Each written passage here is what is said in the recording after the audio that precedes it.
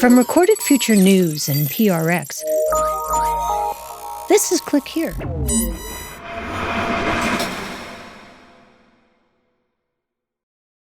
What if the hardest questions about artificial intelligence weren't about technology at all? What if they were about us? Because when AI collides with family, with morality, with justice itself, it doesn't just generate text or images. It generates consequences. That's the starting point for Bruce Holsinger's new novel, Culpability. You might have seen it. It's an Oprah Book Club pick. But it's also right in our wheelhouse. It's a family drama about what happens when a family gets entangled with, of all things, algorithms. About what happens when technology rewrites our oldest questions, like who's to blame, who's accountable, and what does justice look like in an age of generative AI? I'm Dina Temple-Raston, and this is Click Here, a podcast about the people making and breaking our digital world. Now, Bruce Holsinger isn't just a novelist. He's also a professor at the University of Virginia, thinking daily about AI in the classroom and how it's reshaping academia and students' choices, and even the act of writing itself. It's fiction, but fiction that feels very close to the world we're living in now. So we sat down to talk about the world he creates in Culpability, and about what happens when our digital tools start writing endings we never expected. And we'll try to keep spoilers here to a minimum. Stay with us. Support for Click Here comes from Clean My Mac.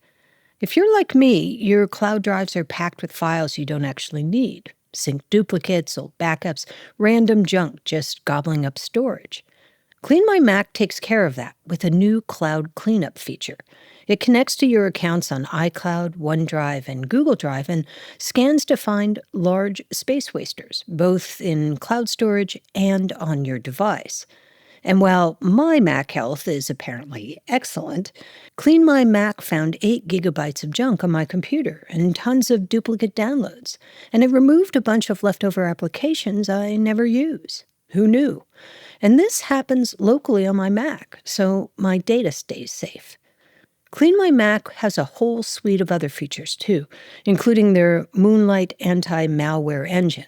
With just a click, the anti-malware tool scans and removes viruses, ensuring your Mac remains threat-free.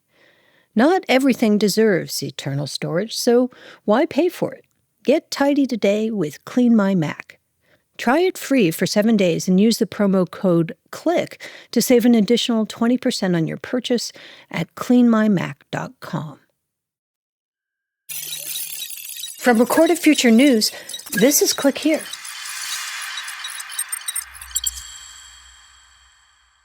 Could you introduce yourself to us, please? Yes, I'm Bruce Holsinger. And what do you do? Oh. Yeah.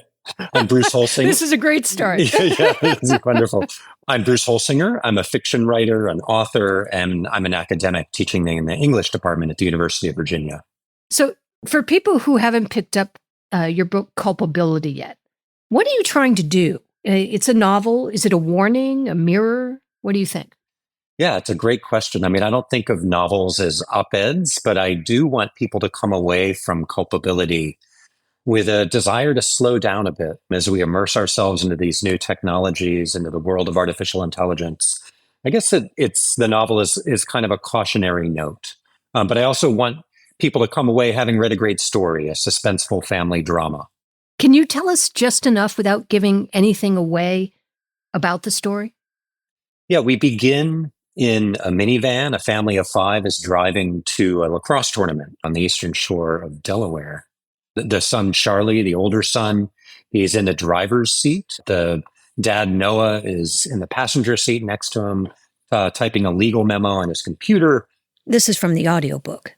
By the time we crossed the state line, a quick glance out the passenger window, welcome to Delaware, with a wave-like swoosh in 2 shades of blue, home of former President Joseph R. Biden Jr., emblazoned along the bottom. The memo is nearly done. In 10 minutes, I will email a draft to the managing partner, completing this last work task before the family weekend officially begins. I cock my head at the screen, staring down a final problematic phrase, and, "Charlie, stop!"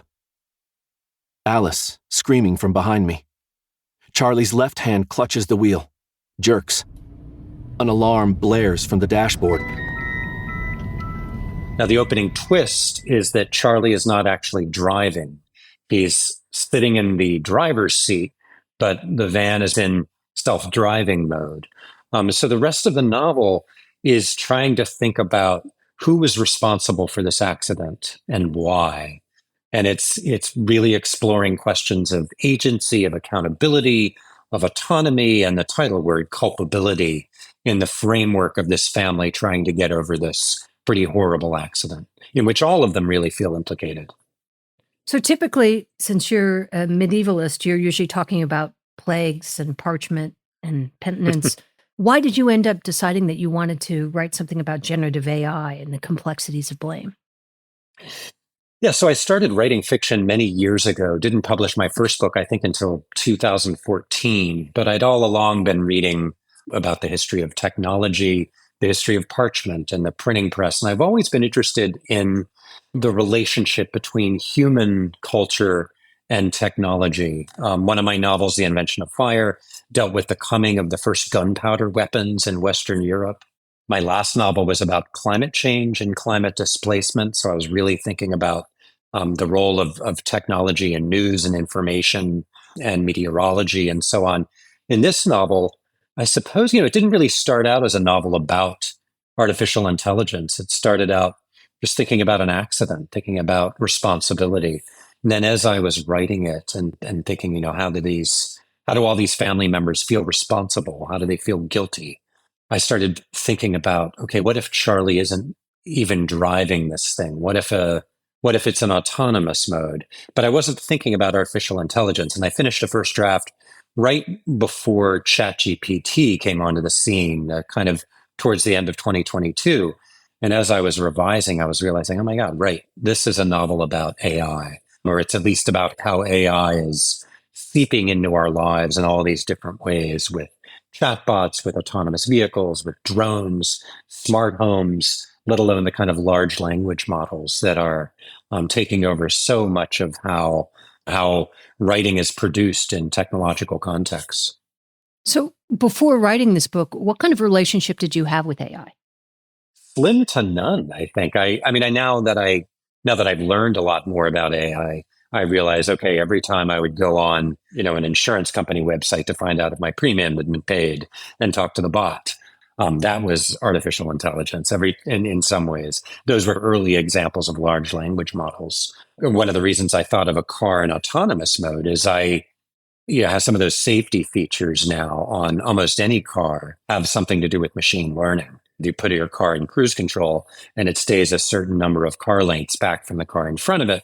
That's a primitive version of the same technology that's being used to pilot Waymo, these driverless taxi cabs in San Francisco and other cities. So I suppose, just like anyone else living in a modern industrialized world, AI has been creeping into all our lives in different ways for a while before I started writing the book.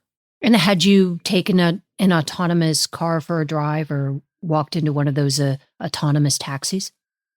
Not before I started writing the book, but once I was writing the book, I decided I really need to do this. So not only did I ride a couple of Waymos the last time I was in California while I was drafting the book, I even went and test drove some autonomous cars, not fully autonomous, but cars that have autonomous mode. And there's more and more of them. I mean, you'd be surprised the number of people that are on highways that are in hands-free mode. It doesn't mean that they're supposed to be goofing off on their phones, although they could be. The cars have a way of warning you against that. But more and more, there really are these machine learning technologies, these AIs that are piloting cars on the highway. And when you're in one of these autonomously driven vehicles, do you think they're marvelous or creepy? I want to ask you the same question. I don't know if you've ridden in a Waymo before. The last time I was in San Francisco in the Bay Area, I took a couple of them just because, and this was on book tour a few weeks ago, and I'd been in them before and they were more jerky. They were, more kind of experimental. Now they're just part of the fabric of that city's life. Same in LA. And I find them really reliable and they're still uncanny. But you think about going in an Uber. How many times have you been in an Uber where the driver hasn't texted, hasn't been on their phone doing something else? For me, I could count it probably on one hand, and for good reason. Gig workers, they work very hard.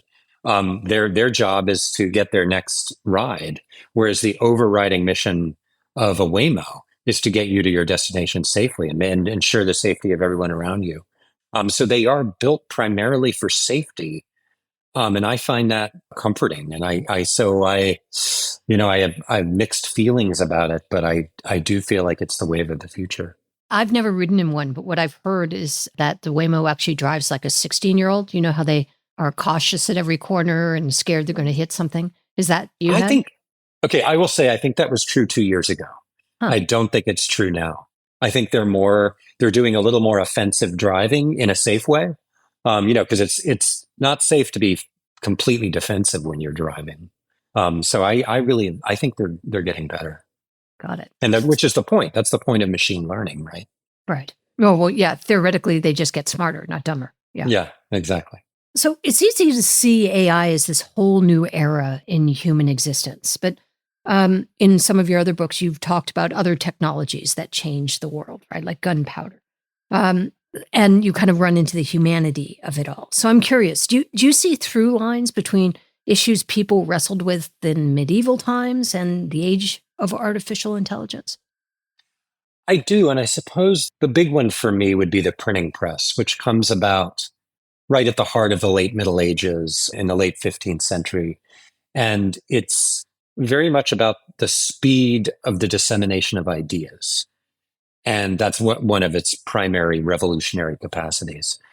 I do believe we learn a lot from history, but I think there's probably some false parallels. The printing press was also a very deliberative kind of technology where people were, even though it could produce pages much more quickly, there still was very much hands-on human labor involved.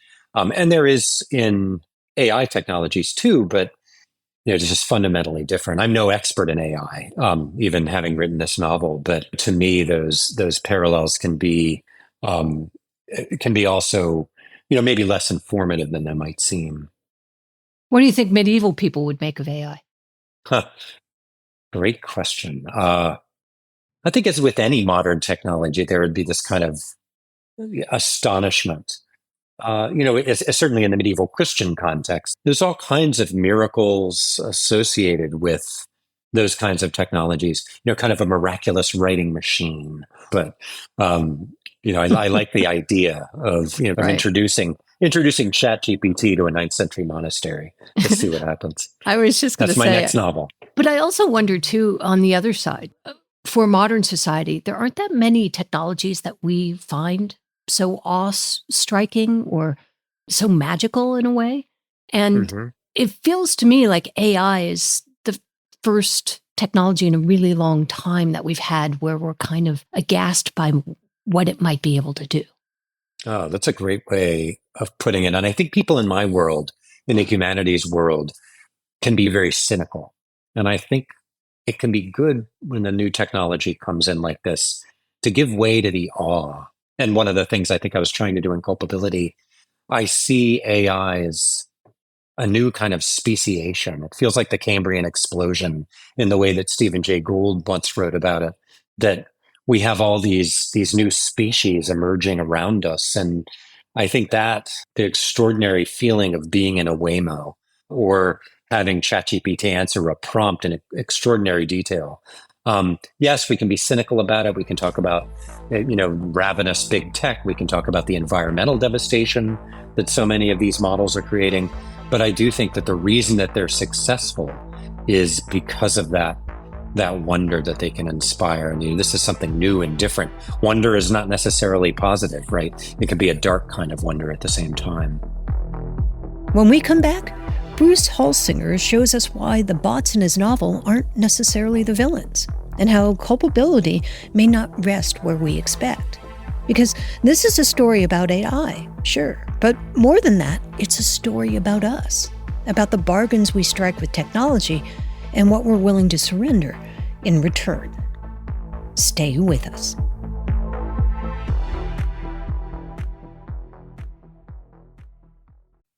This episode of Click Here is brought to you by Tespros, a small business built by Tesla owners for Tesla owners. They're in the business of solving the problems only Tesla owners really understand. So if you want to customize, protect, or just make your Tesla work a little better for you, check out Tespros. We're running an exclusive giveaway with Tespros that you won't want to miss. Enter now for your chance to win a do-it-yourself PPF full-body wrap kit tailored to your ride, either the Model Y Juniper or the Cybertruck. This prize is worth up to $2,500 and gives you the ultimate choice of colored PPF, clear matte or gloss PPF, or even a vinyl wrap option for the Cybertruck. To enter the contest, click on the link in the show notes where you can complete tasks and earn tickets to win. So head to the link in our show notes today for your chance at a custom Cybertruck wrap from Tespros. Support for Click Here comes from Claude AI. Claude is the AI for minds that don't stop at good enough. It's the collaborator that actually understands your entire workflow and thinks with you, not for you.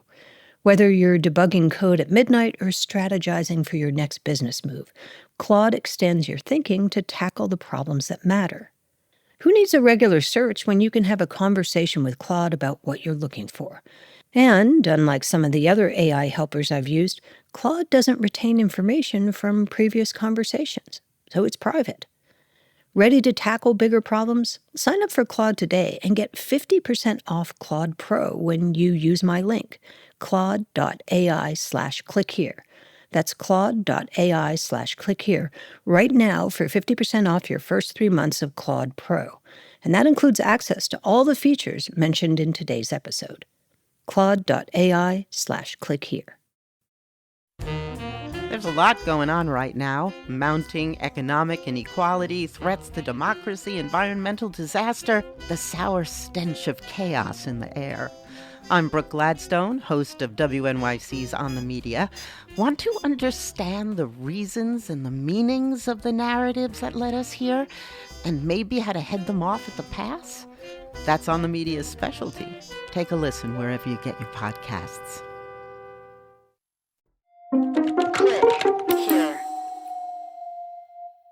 We've been talking about AI in the abstract, ethics, history, philosophy, but novels don't live in the abstract. They live in marriages and family fights and late-night whispers. So when Bruce Holsinger wanted to explore culpability, he didn't set it in a gleaming lab or in a corporate boardroom. He put it in the front seat of a minivan. Here's the rest of our conversation. So let's talk a little bit more about the book. The book's emotional center is this relationship between the narrator, Noah, and his wife, Lorelei, who's an academic who's sort of wrestling with all the different threads that go into ethics and AI. What made you want to explore these questions through a marriage rather than, say, a company or a lab? That's probably just my own taste. I really love reading novels about messed up contemporary families. And these days, those are the novels that I write, or not necessarily messed up, but, families confronting a big crisis. And marriage, of course, is at the heart of that. And so, Noah is, I wouldn't call him a schlub, but he's a perfectly competent corporate lawyer. But he's very aware of his wife's brilliance. She's a mystery to him in so many ways. The way her mind works, her emotional life is a mystery to him, even though he's incredibly supportive and always has been. I tried initially to get inside her point of view, and the way I did it instead was writing excerpts from her book, Right. which is called Silicon Souls on the Culpability of Artificial Minds. And we see, the first thing that you read in the book is an excerpt from her book. It may organize our lives for us, but the algorithm will never bleed for us. The algorithm will never suffer for us. The algorithm will never mourn for us. And it's a kind of mock epigraph. And then immediately, as soon as you read it, you get into Noah talking about her and talking about her work. And so I think that, having Lorelei as a mystery to Noah in the same way that AI is a mystery to so many of us. It's not a transparent allegory one-to-one, but it does give us a sense of the mystery of this marriage to our narrator, even as the world around us creates these mysteries. Yeah, I read the book and I thought she was like a human stand-in for AI because she was a black box to him. Exactly. Well, he says that, that's his analogy is Lorelei, my beautiful black box. And black box, of course, as many of your listeners will know, is that analogy in AI systems where all these incredibly complex machine learning exercises, there's one point, even for the people who build them, there's a bit of a mystery in exactly how they work at certain points. That is the black box. So let's talk a little bit about Blair, who a character in the book. It's a chatbot that Noah and Lorelei's daughter Alice seems to be very focused on. Blair, you there? Hey, sweetie. How is the pain today? Not great. About the same as yesterday. And what I thought was interesting about the way you work this chatbot into the book is that particularly now we see a lot of news headlines about chatbots doing bad things to people. Yes. Or bad things, particularly to teenagers who can be very impressionable, give them bad advice. But your Blair chatbot seems to be sort of like the good angel sitting on Alice's shoulder instead of the bad one. Can you talk about that? So recently in the New York Times, there was this editorial by a mother who was talking about the last conversation her daughter had had with a chatbot before she took her own life. And I think there's so many, these very uncanny, scary interactions that especially young people are having with these bots. But it's not all that way. In some ways, Alice, as the human, she is the more misbehaving person in that relationship. And Blair is trying, to an extent that a large language model can try, to steer her along a better path. So Alice finds her and invents her on an app called Avapal. Just have a pal. And Alice doesn't have a pal, which is part of the Exactly. sort of, Yes. right. So Alice is the struggling middle child. Noah and Lorelei are both aware that Charlie and Izzy, her siblings, are charismatic. They have friends to burn. They're athletic. Alice is not so much, and she's really struggling. And so she finally finds a friend. Unbeknownst to her parents or her siblings, this friend happens to be a chatbot that she spends all this time communicating with. And did you purposely go against chatbot type by making it positive instead of negative? I really like to write against predictability so that you're expecting this chatbot to can maybe convince Alice to do something bad. Mm-hmm. And I don't want to give any spoilers, but in the end, it may be that the chatbot is reacting to something that it already knows. And that to me seems darker, less predictable. And again, it's more that you get, I want to say 8 or 9 little excerpts of these conversations between Alice and Blair throughout the novel. And I wanted them to be a kind of, they build some momentum, they create some suspense. And in the end, they really tell us something significant about what happened in the highway that day. So one of these major plot points hinges on the idea of digital vehicle forensics, the little black boxes that track everything. We think of them as being in airplanes, but they're in cars now too. Can you tell me a little bit about what you learned about that world? When novelists do research for novels, it can be deeper, it can be shallower. In this case, it was just a Google search. It was like, okay, so what happens when blah, blah, blah, when, an investigating officer is dealing with a car that has a really sophisticated computer in it. And almost all new cars do now, I guess. And so I just realized learned that there's whole divisions of highway investigations now that are dealing with digital forensics. And so you have very sophisticated computer systems that attach to the sophisticated computer systems taken out of cars and basically tell you everything that happened. And the more sophisticated the car and self-driving mode, they have to be very sophisticated, the more the computer's going to tell you. And so in the novel, I was imagining the AI system almost as a sixth passenger, and certainly the most informed witness in the car to what happened. It can record sound, it can record movement. It has to, in order to make things work. It records everything going on inside the car, outside the car. So that alone is a kind of uncanny mode of surveillance of what we're doing. And the idea that it can track who's doing what, or at least to some extent, what the other computers in the car are doing, what the phones are doing. That struck me as creepy.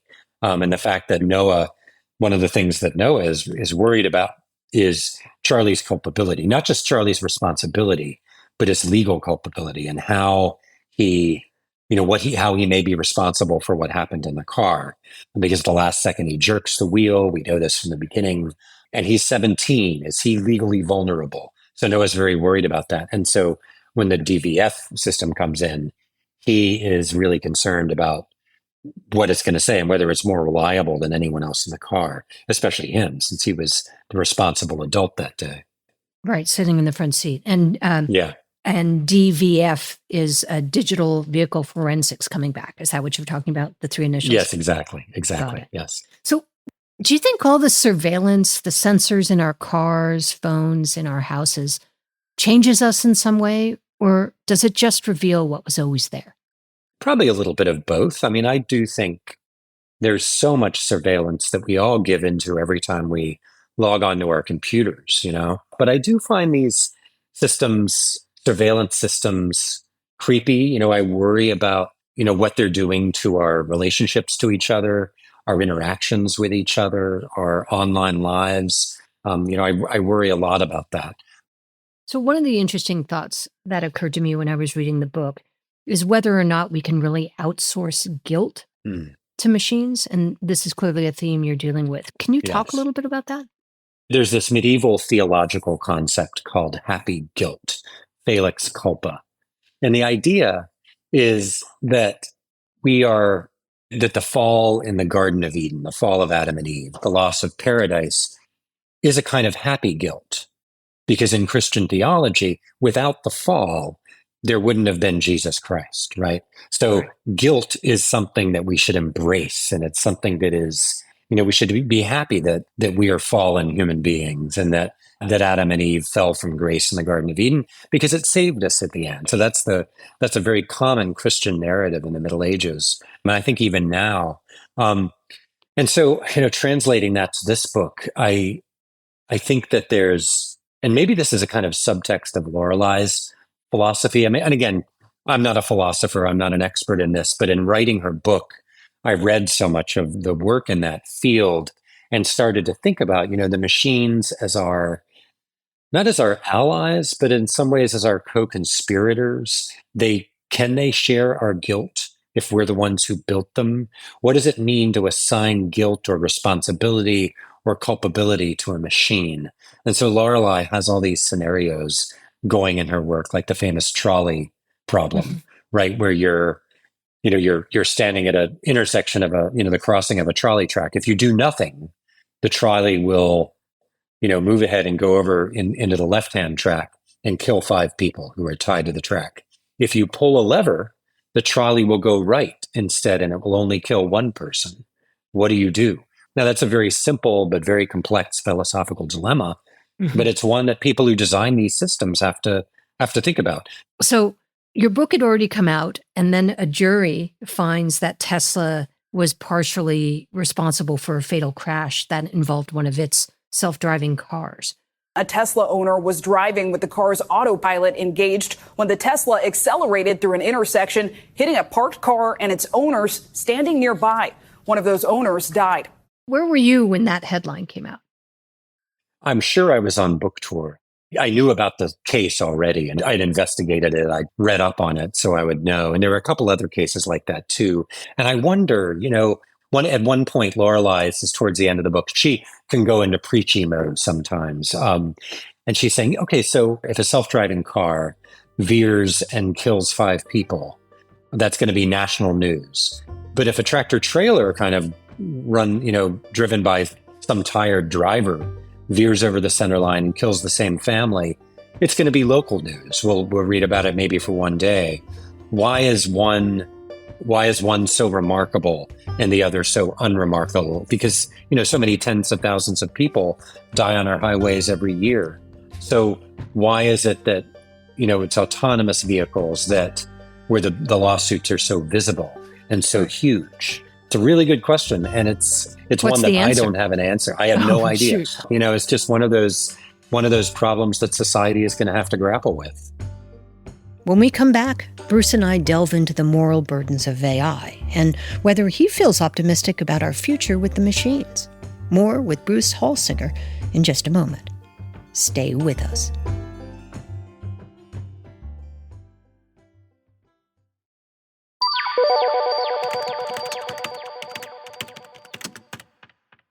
So I wanted to talk a little bit about Lorelei and how she spends much of the book writing about these moral burdens of AI. And you have these essays of hers that are interspersed in the novel. Human morality, historically, centers around agency and intentionality. We blame the drunk driver, not the car. We credit the artist, not the brush. AI systems muddy these waters. Are her thoughts at all a reflection of your own feelings about AI? No, she almost became an AI for me, like an oracle, an oracular kind of figure. And I was trying more to identify with Noah and just having this absolutely brilliant person that you love and you share your life with, and trying to understand her mind. So I was trying to get close to her, trying to write in her voice, but also keeping her at a distance. Got it. So you mentioned Daniel Monet. He's this tech billionaire. Did you model him after anyone? Because he sort of begins almost as satire and then he sort of changes along the way. Yeah, I really wanted not to stereotype the tech billionaire. I think there's just way too much of that in popular culture right now. So he's not an immediately recognizable Elon Musk or Jeff Bezos type. He's subtler than that, I guess. And when we get an interview with him, I just kind of wrote this mock New Yorker interview, we learn about some of the tragedies that have shaped his own life and what they mean for him and what they mean for his work. But in the case of Monet, I was really trying to create a more interesting, less predictable kind of character. So you mentioned that you were already writing the book when ChatGPT went public. What was it like watching the world suddenly discover generative AI in real time? And did that inform the way you ended up writing the book? It absolutely did. I think I saw it first through the lens of my students and my colleagues in the Department of English who were struggling suddenly with this technology that, and I heard people say things like, well, we don't tell calculus students they can't use a calculator. Why should we tell writing students they can't use ChatGPT? No one was really actually arguing that, but it was a kind of thought experiment. Like, what are we now doing in this moment? And seeing all these tech reporters saying, why is this chatbot trying to break up my marriage, right? Suddenly we were in this world where, when you log onto your computer and you can't trust language in a way that's coming at you so even more quickly than it had before. And so in that moment, it was, I think a few months after that, I started realizing the novel that I'm writing is about artificial intelligence. Mm-hmm. It is a story about the creep of AI and all these aspects of our lives, about this world that's suddenly populated with all these, again, I used the word species earlier, with these species that we don't recognize that are doing all these things, that are becoming agentic, that are having agency alongside us, even while they're taking away some of our autonomy, or threatening to at least. As we mentioned, you're a professor at University of Virginia. What are your feelings about students using AI in class? Are you allowing it? How are you managing it? Well, I think we're all managing it in different ways. There's some colleagues of mine who are advocating a lot more in-class writing, more slow writing, slowing down, slow reading, because our students are also using it for reading, for digesting texts that they're supposed to read. So it becomes a kind of Insta Cliffs Notes, right? Oh, no way, really? Yeah, wow. Yeah, because people will say, why read a whole novel when I can just get ChatGPT to read it for me? Other colleagues talk about students going on these things on their laptops during class to come up with, something to say when they raise their hand. I think it would be a big mistake to shy away in this Luddite way and just say, these are pure evil and we just have to banish them. I think we need to find smart ways of integrating them into the classroom. All right, I'm going to ask you all to write a fixed form lyric, write a sestina. Now ask ChatGPT, open your computers. Now ask ChatGPT to write a sestina on the same subject. Okay, read it. Now close your computer and let's compare the two. Right? Like those kinds of exercises where you see what these weird AIs can do that's parallel to what you're doing, to what we're doing as a class. I think we're going to have a lot of experiments like that so that we see them for the tools that they are, rather than for substitutes for our own analysis and thinking, or at least that's what I hope we're going to do. And maybe the kids will even see AI isn't as good as I thought it was. I hope so, although these things are getting better and better. That is a problem. Yeah. So you're painting this world in culpability that feels just a few degrees removed from ours, but not much more. Are you optimistic about the future of tech, or are you dreading it a bit? I think I'm a doomer. The novel isn't as doomy as you'd think. And I do think, culpability is very much on the edge of our moment. It's not trying to be futuristic or dystopian. It's very much about the present day and a family going through a kind of, you could call it a tech crisis that's right in our moment. And when I think about AI in particular, I don't so much worry about the models themselves and what they're doing as I do about the environment and the amount of water and energy that they're using.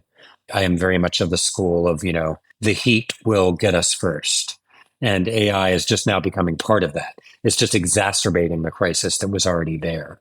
And I think that's kind of where I come down. Is there something else I should have asked you that I didn't ask you?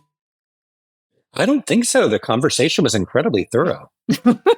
I really liked the book, actually. Oh, thank you. Thank you so much. AI is supposed to make our lives easier, safer, more efficient. But Bruce Holsinger's novel reminds us that efficiency doesn't erase consequence. Technology may drive the car, write the essay, or even offer comfort to a lonely child, but it doesn't carry the guilt. We do. And that's the unsettling and maybe hopeful part of culpability, that even in an age of algorithms, the oldest questions remain ours to answer. This is Click Here.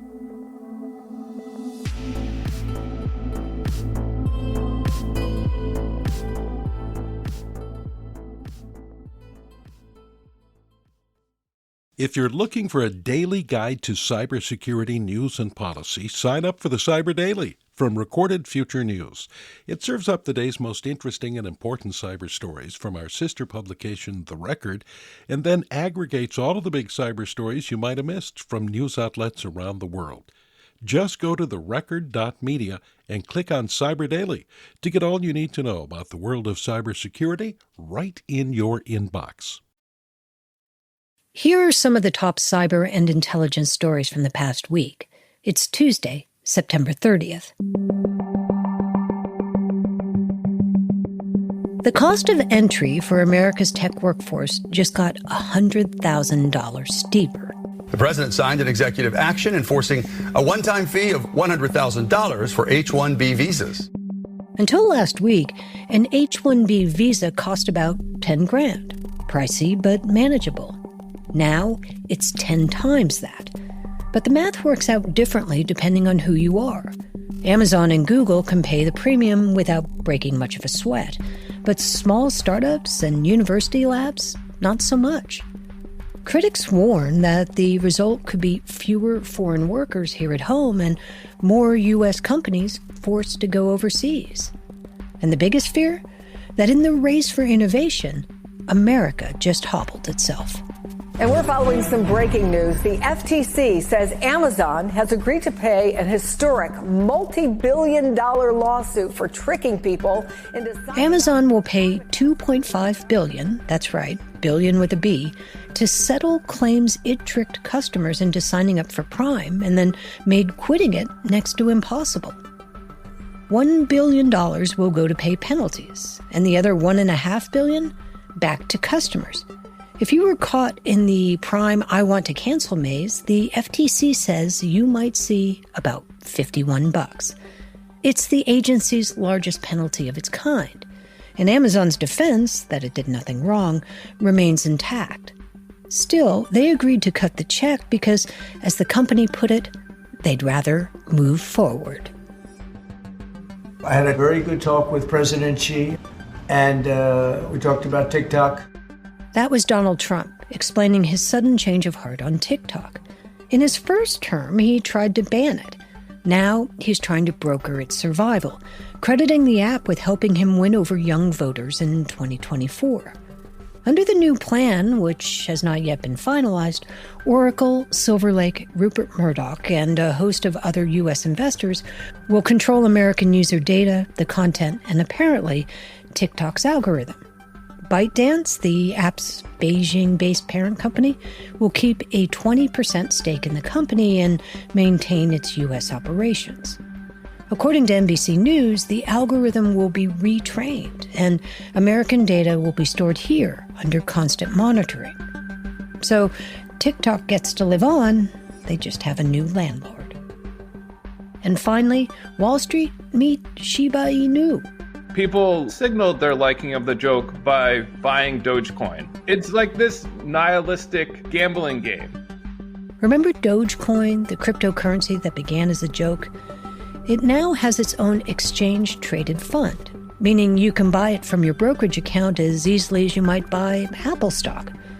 On its first day, there were nearly $18 million in trades. But here's the punchline. Dogecoin doesn't actually generate any revenue. It has no earnings, no cash flow. Its value, like meme coins generally, is all about its vibe. And under Trump's new crypto-friendly SEC, vibes, apparently, are enough. Regulators have essentially said if investors want a meme coin in their retirement portfolio, have at it.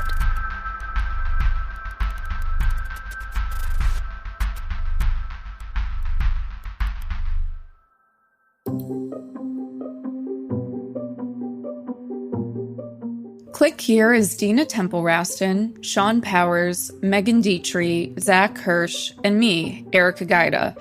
I was the lead producer.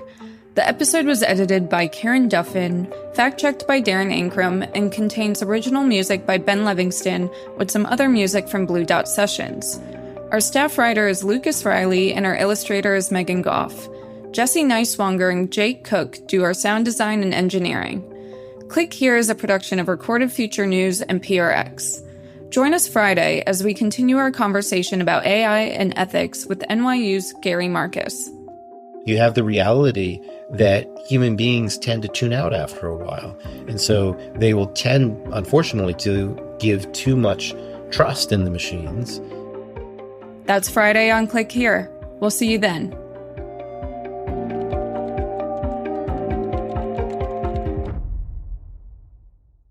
This show is supported by Odoo.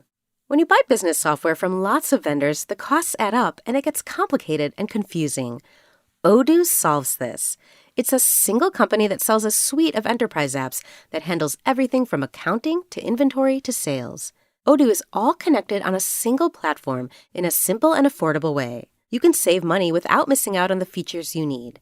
Check out Odoo at odoo.com. That's odoo.com.